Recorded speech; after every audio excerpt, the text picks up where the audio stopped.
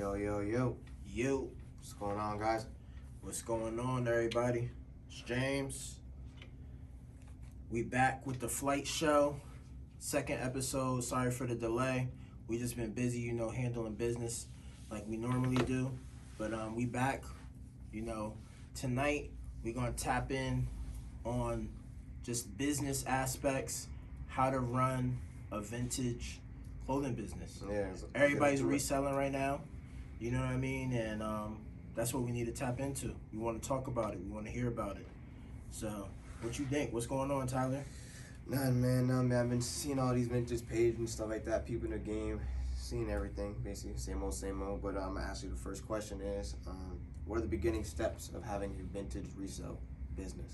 What are your steps would be?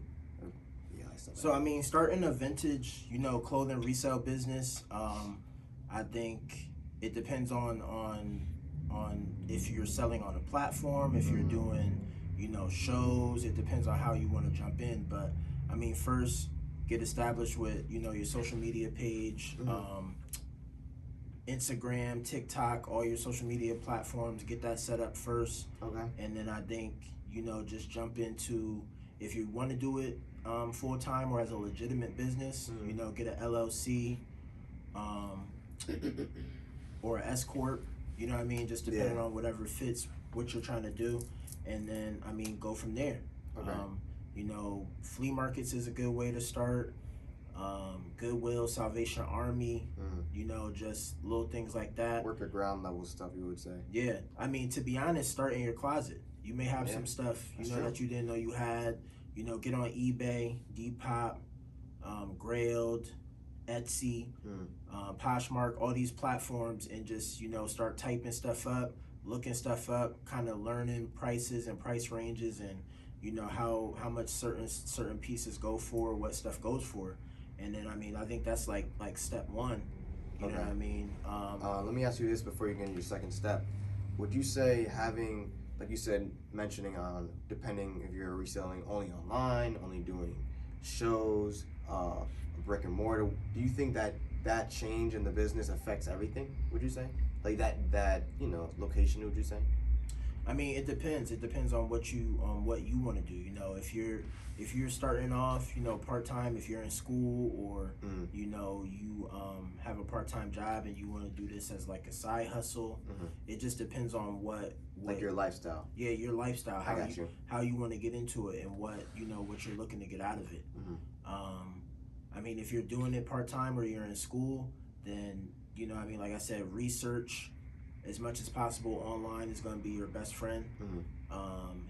Stopping in Salvation Armies and thrift shops and tag sales and estate sales and all those types of things, and just buying little things, buy one piece, two pieces, go from there, and kind of just work your way up. Like I said, start with your closet as well. Yeah, of course. And then if you're trying to go full time or you're trying to dive in, seriously with it, then definitely do those things times 10. To be honest, and definitely just network.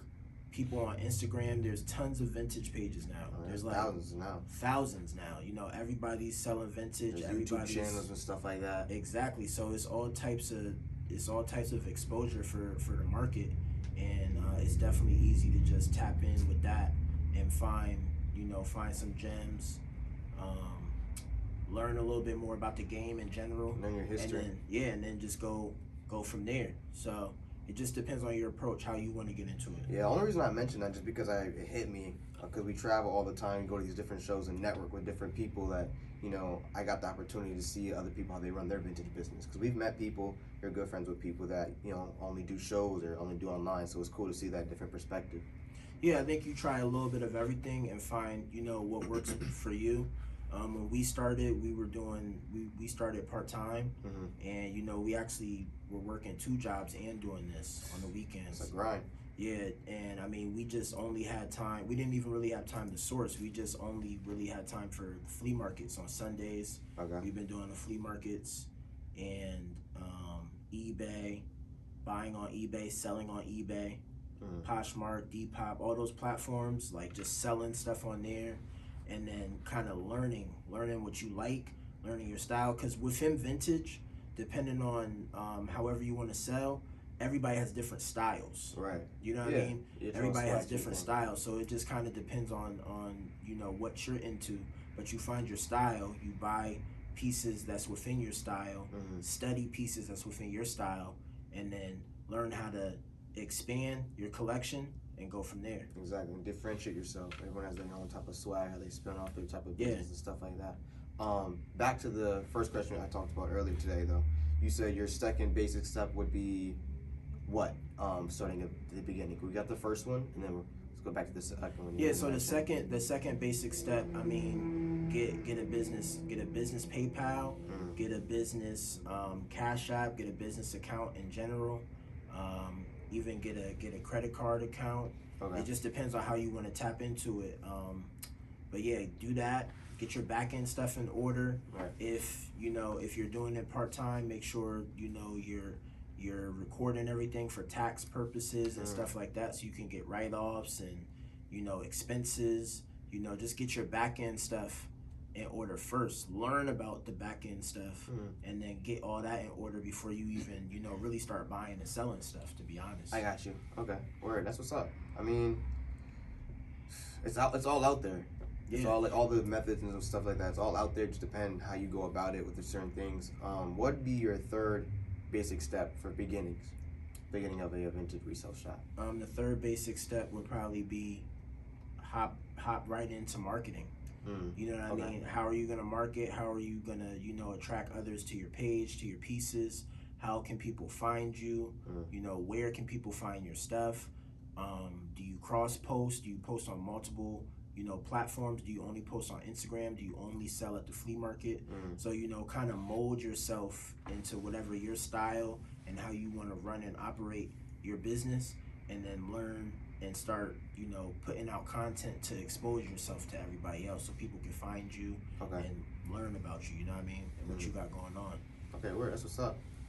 Since we talked all about that, this would be another question to put the icing on cake for it. How would you source this type of funding to dabble into events or doing online, and splitting the time between school and work, and then having the source for your business? Where does the source contact part come into play? So I mean, when you get into sourcing, obviously you don't necessarily have to have a set budget. Again, it depends on your situation. So if you're already working a part-time job and you already have a source of income, and this is something secondary, then create a budget. I want to spend $50 a week or $100 a week on inventory, and work from there. Or I want to buy 10 pieces a week, 20 pieces a week. I got you. Know what I mean? And start from there. Pace yourself. Exactly. You start from there, but definitely that's the way you can tap in if you already have a source of income. I got you. Other ways you can tap in is, like I said, start in your closet. Maybe sell a couple pair of old shoes that you're not wearing no more. Scrounge up $100, $200, $300, and start with that. You know what I mean?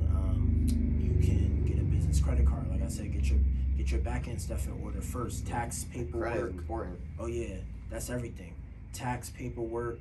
All your license and everything that you gotta have in whatever state you're in.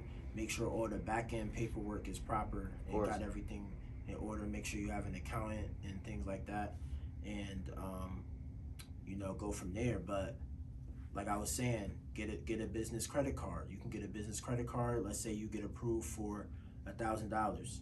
You know what I mean? You don't have any real other income, so getting a credit card would be beneficial for your first step into getting funding for your business. Plus building your credit on top of that. Oh yeah, definitely. And then you take that $1,000, you cash advance it, take out the money physically, and go to flea markets, go to shows, start buying like that. All right, cool. I got this credit card. I'm gonna spend $1,000, and then whatever you make, you pay the credit card off. And then you do the next thing the next month.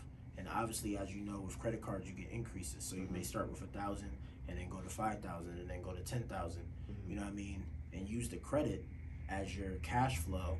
You know what I mean? To source and kind of fund the business if you're starting from nowhere with no type of cash flow. Okay, I got you. You know what I mean? So those are the two things. Those are the 2 or 3 things that I would do, or look into doing to start as far as getting funding. So. Gotcha. Okay, that's what's up. Another thing I'd ask you would be, how would you, so like we said in the first question, how everyone has their own type of style in their business, whatever your type of swag is, your style, all the other type of stuff. How would you differentiate or market yourself on a different way to on this business, would you say? So like if I just came into the business, I got the capital, but I just don't know how to, put myself out there. What would be your way of marketing, a great marketing? Again, tap into whatever your style is. So if let's say you're into, you're into like 60s military stuff, Okay. right? Maybe take a lot of outdoorsy pictures of your product. Maybe take pictures and post content that relate, to the military, to the clothing. You know what I mean? Go to those type of destinations. You know what I mean? Different things like that is one way you could tap in. And then just putting out content in general. I think a lot of people overthink content. Post your product. If you go to the thrift and you got 10 tees, post them. You know what I mean? Maybe post them individually. Highlight them. I definitely say, not to cut you off, definitely say posting content is probably like one of the biggest things. Yeah, definitely, for sure. People try to map out and figure out the perfect way to post content. It's just do it. Just consistency. Just pick up your phone and do it. Whether it's vlogging, YouTube, whatever. Find your style. If it works, you getting traction, you getting engagement. Keep going. Switch it up. Don't post the same way. Don't post the same things. Okay. You know what I mean? Post, around current events. If you got some sports tees and the Yankees is in the playoffs or the Yankees is winning, post it during baseball season. Gotcha. You know what I mean? Different things like that. Just kind of be creative and, start there. But you can do anything with your iPhone. So, use your iPhone, use YouTube, you know what I mean? Just use everything. Okay. I like that. Basically, so when you guys started your style for Flight Vintage, what was your, what were your guides, or what ways did you do to market yourself on a different, I would say, not level, but different frequency as other people? We just posted product. Gotcha. We just were consistent about posting product every day. We would get product in, we would get product washed, steamed, ready to present, to be sold, and we would post. So whatever product we got in, we try to get it posted same day, if not the next day.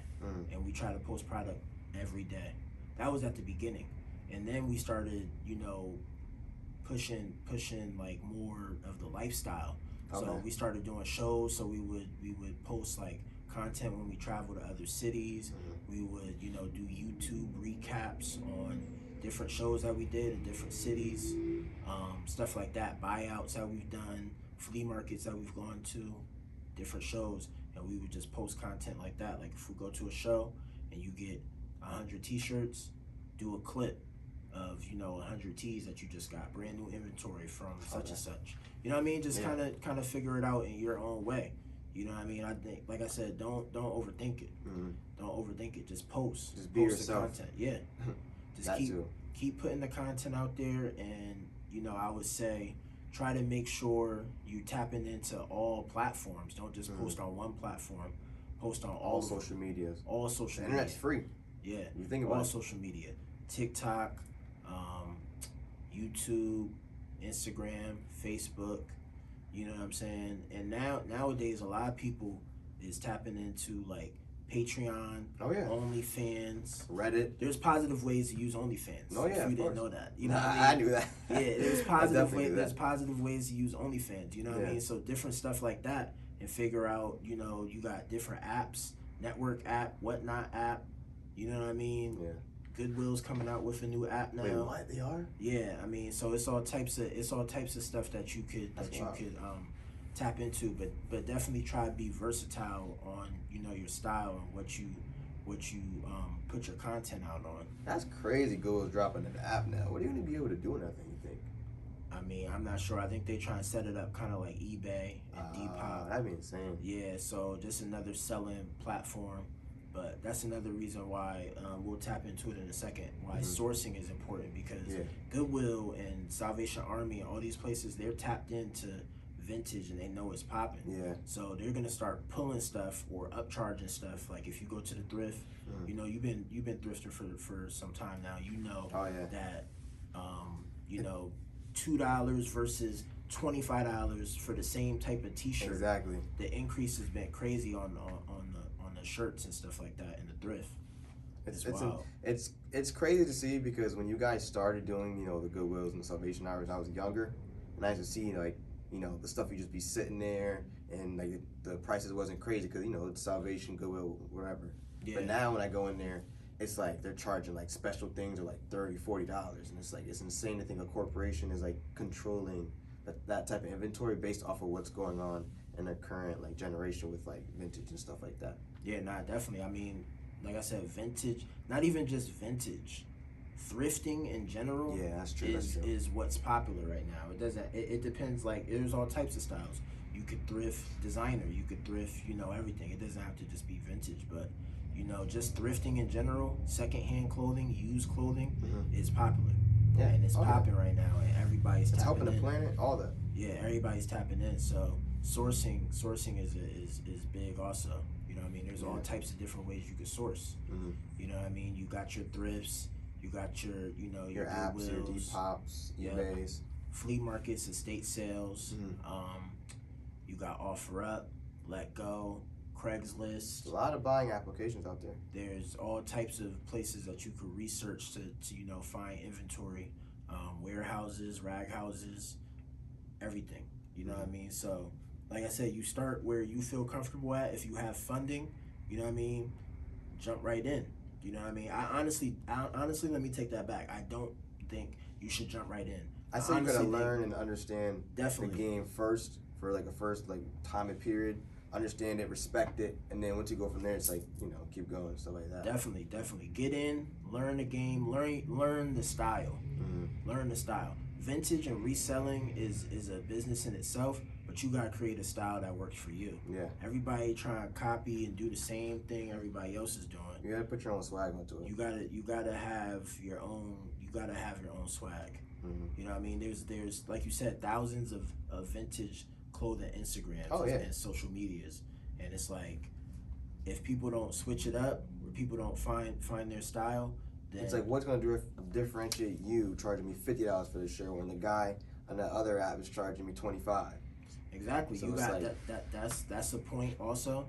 You know what I mean? You know who you decide to buy from, because everybody has T-shirts and everybody's reselling now. I definitely noticed that like the price game has not changed in fact, but the perspective of it, just because like we were talking about, like there's mad other users out there and applications that already do the thrifting and the, you know, the buying. So yeah, there's all types, but that's what goes into that goes back into what is your style. Exactly. What keeps you different from them? Yeah, your style and how you promote and market, you know, your brand and your resale page, what you got going on is what's gonna lead to people shopping with you regularly. That's what's up. So since we were talking all about that, one of the biggest investments you do into a business is time.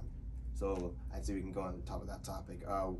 What is your perspective difference on going part-time into this business or full-time? What's your pros, your cons? What would you say is like that? Okay, so if you're gonna do part-time, like I said, the best thing is research and, you know, studying and, you know, learning, you know, absorbing, going to flea markets, going to shows, come to a shop like Flight. You know what I mean? Look at the pieces, you know, ask, you know, that's what we here for also, you know what I mean? We're teachers, we're students, we're learning, you know, ourselves every day. Of course. So we like to talk about everything that's in the shop. Everything has a story, all the pieces have a story. You know, there's definitely tons of knowledge to be learned by just going into a, you know, resale shop in your area, in your city. You know what I mean? And talking to the owners or talking to other people that shop there about what they like, what's cool, what's in. You know what I mean? Just like with streetwear and sneakers, it's the same thing. Oh yeah. But, you know, it's just applied to the vintage community. Let me ask you this, since we're already on that kind of topic. When you guys started Flight Vintage, did you see it being like a part-time thing? Like, did it start out as a part-time thing where you were still working, plus, you know, dishing the streets out with vintage, or did you knew you could, you know, jump into full-time? So we started it part-time. Like I said earlier, we both was working 2 jobs and reselling. and then it just came to a point where, you know, we got addicted. You know, we love what we do. You know, not even just making money. I mean, anything you put your time into and dedication, money will come. You know what I mean? It's never about money, but just do what you love. Just having fun. Yeah. You know what I mean? Like, to this day, we've been doing this 11 years now. Jeez. To this day, still having fun. Yeah. Every life's day too I'm having short fun. to not have fun. Yeah, every day I'm having fun with this. So, you know, that's what led to us becoming full-time with it. Okay. You know what I mean? We was just having fun. And what we love to do and having fun, and then eventually financially money started being made. You know what I mean? So that made it kind of like a no-brainer. You know what I mean? It was a double whammy. It was just great. It's like we're having fun. You know, we're doing what we love to do, and fortunately, we put in enough work to, you know, receive blessings financially. That's amazing. That's amazing. So we talked about part-time. Now, what would you say your full-time aspect of it? What would you say, what can really, you know, tighten your head on the business, make sure you can go forward in that full-time position? Yeah, so if you jump into it full-time, or when you get, you know, to that point where you wanna jump in full-time, you know, jump all in. You know, do it 24 hours, 7 days a week. You know what I mean? Give it everything you have, because one, you got to survive. Now you've made a decision that this is how I'm gonna survive and live. I'm trying to live off of this. And then two, you know, it's a career choice. It's a, you know what I mean? You don't really want to jump into something full time and take it lightly. Exactly. You know what I mean? So I think just do that. But as long as you're having fun, honestly, that's the main part. Exactly. Don't do something that you don't enjoy. Because if you're having fun with it, it's not gonna feel like a job. Exactly. Like I said, we've been doing this for a while, and it still doesn't feel like a job.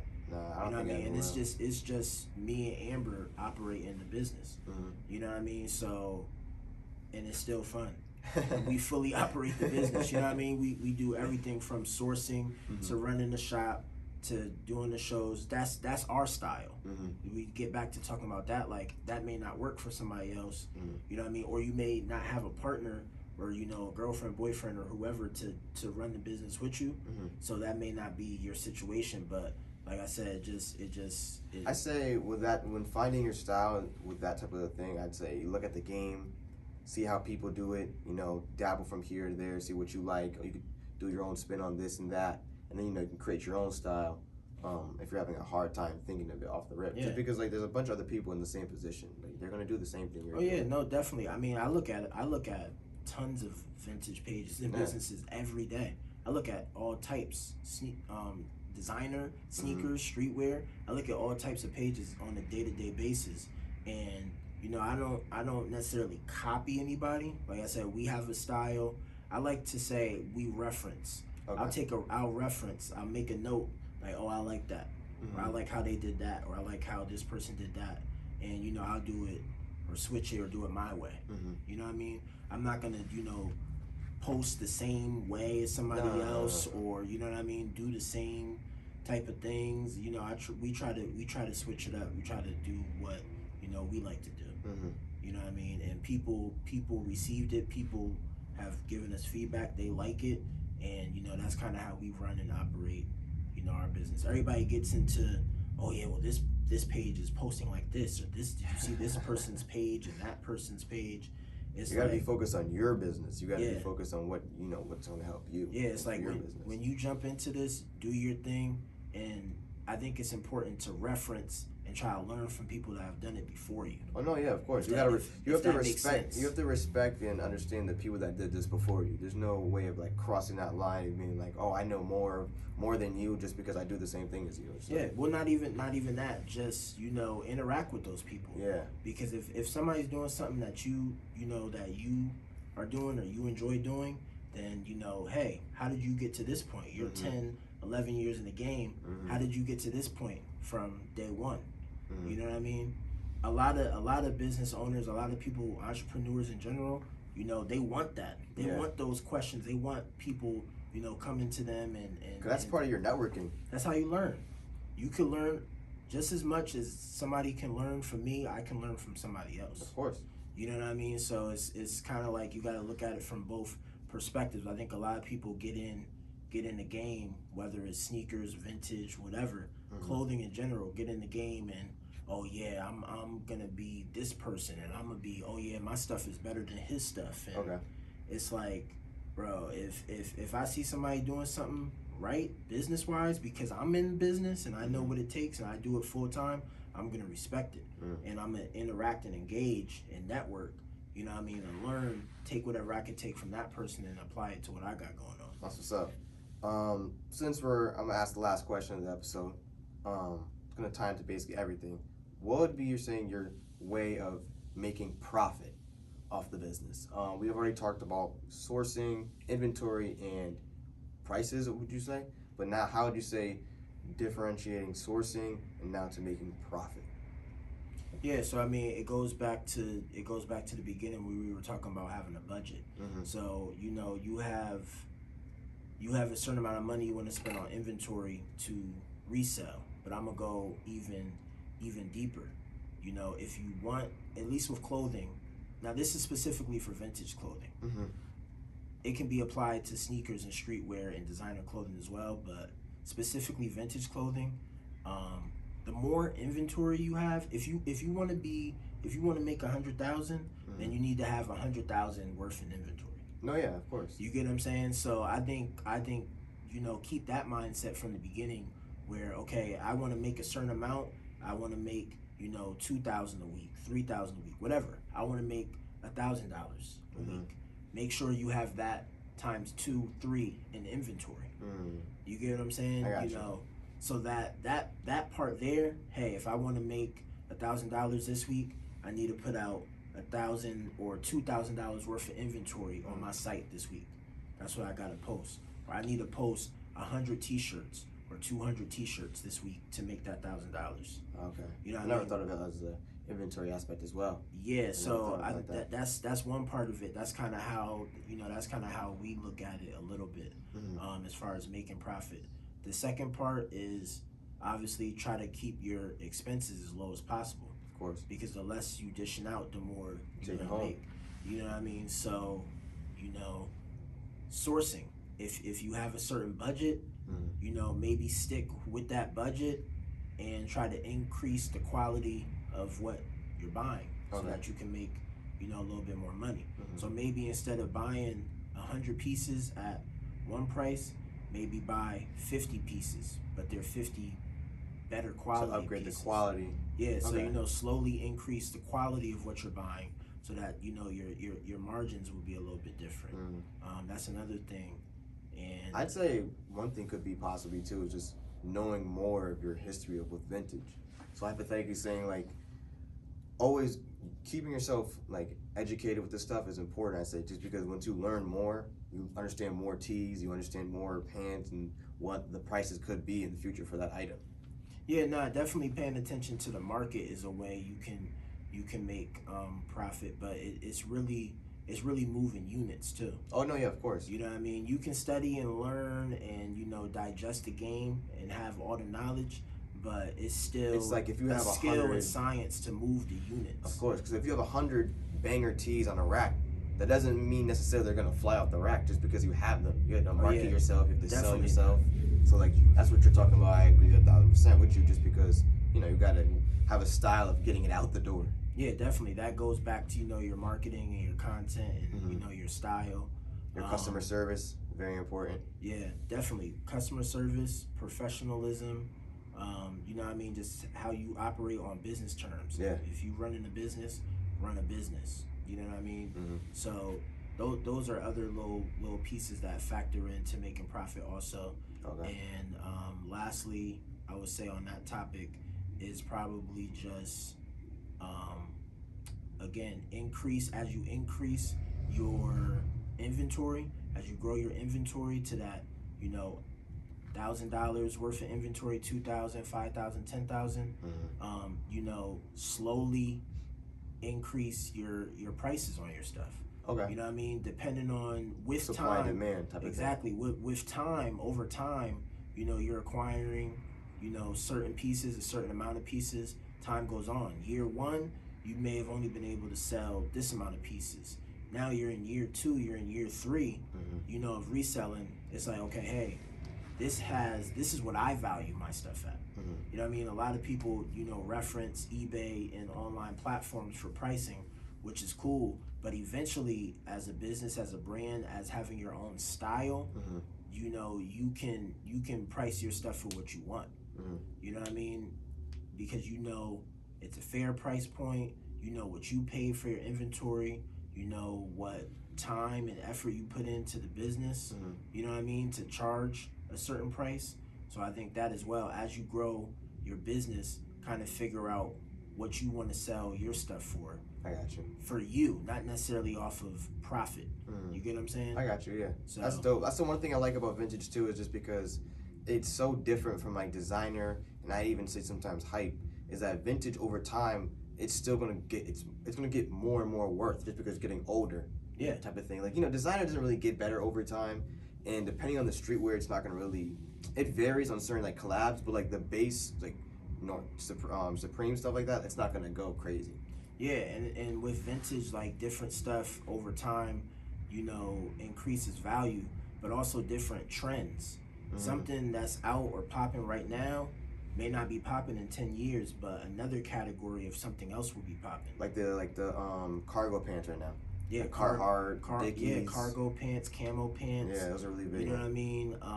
Oversized denim like Ed Hardy, Jinko, Paco jeans, all types of stuff. So I mean, just like I said, if you're growing your inventory, if you want to make $1 million, then you should have $1 million worth of inventory. I respect that. You know what I mean? I think that's one piece that everybody should stick with, is whatever. That's with whatever you're selling: sneakers, streetwear, vintage. You know what I mean? Designer. So that's what's up, man. Just a good episode today. We learned a lot. We learned inventory matters, being yourself matters, loving the game matters, and a bunch of other gems we spit today. I appreciate you guys for watching. Yeah, appreciate y'all. Thanks everybody for tapping in. You know, reach out to us. Let us know what you want us to touch on. You know, a little bit more streetwear, vintage. What do y'all want us to talk about? Who do y'all want us to feature? You know, within the next couple episodes, we're going to start having guests on, and we're going to start tapping into their story, what they got going on, different businesses, different brands. It's going to be fun. So definitely reach out. Stay tuned. Appreciate y'all. Stay blessed. Later.